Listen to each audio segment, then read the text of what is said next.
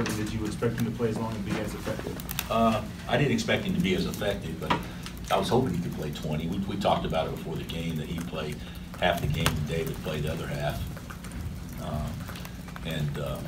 But David and Udoka and I met this morning at pregame, and we talked about everything, and both of them, Udoka said he was ready to go, and David said he was good with him going, and David backing him up. Even though Udoka's our starter, David has performed, probably the best in the last four or five practices we've had. So, but no, it worked out good. What did you learn about your new players following the team's first loss last week, how they would handle it and bounce back from it? I don't know that I learned a lot. I think that in some ways, like Devon Dotson to me is as competitive as guys we have, and he certainly, it stung him. And I think the other guys that have been in other programs, that they understand it's a longer season what freshmen do.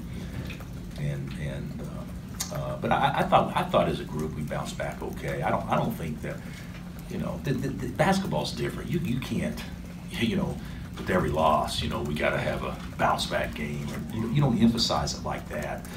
And you can't punish guys because you lose. Because in basketball you could lose a lot more games. You're playing 35 of them. But certainly there's some things that we didn't do well that need to be emphasized and addressed and everything. But I think it's a little bit easier to get on guys more after wins than it is losses. Okay, back to Doak. What did you want to see from him specifically? Footwork or? No. To be honest, timing. His timing hadn't been very good in practice, but in practice you don't have the adrenaline, and adrenaline offsets your ankle hurting a little bit. So I was hoping that he would have decent timing, which I thought he did, and he didn't make a lot of baskets from 10 feet obviously, but I thought he ran well, and I thought he slid his feet okay. Obviously his conditioning's going to be an issue for the next week or so, but he did about as well as I thought he could do out there. With your big man rotation today, you kept two bigs in most of the time. Was that because you want Diedrich at the 4 and playing, or was it more to do with? Well, yeah, it was. I think we're actually better offensively with two bigs in the game against the zone. I do, and this was a good team for us to match up with because at least probably 70% of the time they played two bigs themselves. And we haven't trapped the post all year really, and we were able to practice that and do some things, which I thought we were actually pretty good at for the most part. So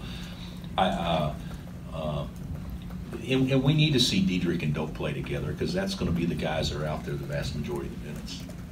Do you anticipate going forward keeping that look, or will you still mix in? I think it's our best offensive team to play two bigs, and I think it's arguably not our best defensive team. So we'll probably just have to wait depending on the situation. Like OU, that'll be a lot harder to guard because they'll play Manning at the 4. So now ball screens become a factor and things like that. So we'll see how that plays out. Coach, you had a moment after the game where you invited probably one of your oldest fans into the locker room. Can you just talk about how special that was for you and for some of the players? Well, Hattie Long, if I'm not mistaken, and I knew she was coming to the game beforehand, and I said, well, let's be sure and meet her after the game. But she came in and talked to our players, and I said, how bad were we the second half? And she said, second half? See, which meant I guess we weren't very good the first half either. But I said, Hattie, we played pretty good in the first half. But no, she's real sweet, and somebody that supports KU for as many years as she has, and the first time in the field house, I'm sure that was a special moment for her, and she made it special for all of us too. Bill, you went into last year with a real veteran team going into the Big 12, and this year you got some guys that haven't, key guys that haven't played Big 12 basketball. Is the team ready to? I don't know, Blair. Last year, if I remember right, we weren't very good non-conference, and we go into the Big 12, and Doak's hurt the first game, and we make 18 threes, and down in Texas, so this year appears that we've had a much better non-conference than last year's team had, but I'm probably more concerned this year because of the unknown. But I think we'll be fine. And if we don't play well, I don't think it'll be because of not being ready. I think it'll be more because we didn't play well or somebody did some things better than we did that night. But I do think the intensity will be ratcheted up, and guys got to understand how hard it is to win a game, let alone a league in our league. And I don't know that we totally respect that yet. How much did your zone offense benefit just from Dieter being out there? I mean, obviously he didn't score a ton of points, but it seemed like he facilitated a lot. Well, he had 4 assists the first half and should have had more. And he didn't play very well second half at all. And a lot of that is my fault because we were playing okay.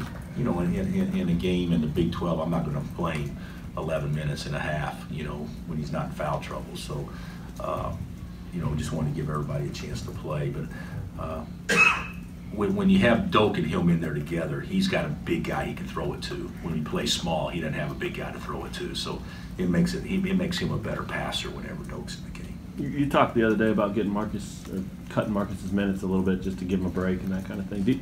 When you have him on the bench like that, the luxury of that, I mean, do you view him as a perimeter guy now, or a guy that can go in and? Oh yeah, he's always a guard. Yeah, okay. Yeah. I viewed Svi as a perimeter player last year, even though he defended the 4. He's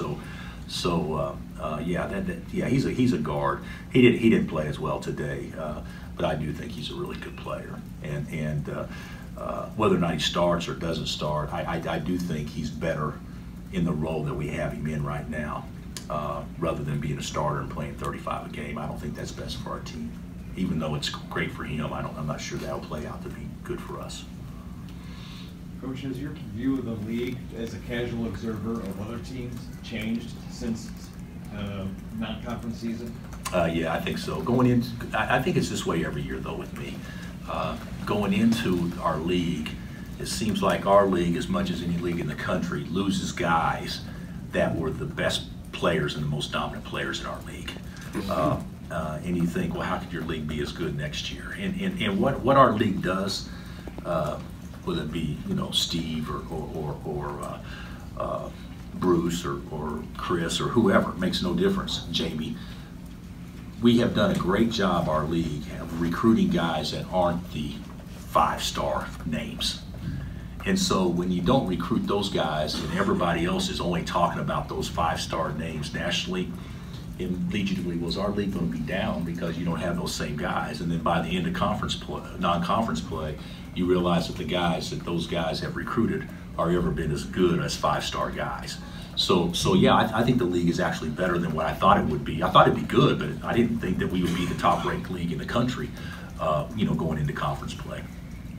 Had you seen teams do that to Thompson before, trap the post, or was that, what was the origin of the strategy there? Oh no, that was something we need to practice. Yeah, okay. Yeah. So no, we trapped them both. We tried to trap 2 and 12, and 12 didn't play quite as many minutes, but no, we wanted to work on that. We need more activity, and anything to get us active, I think, is good. Anything else?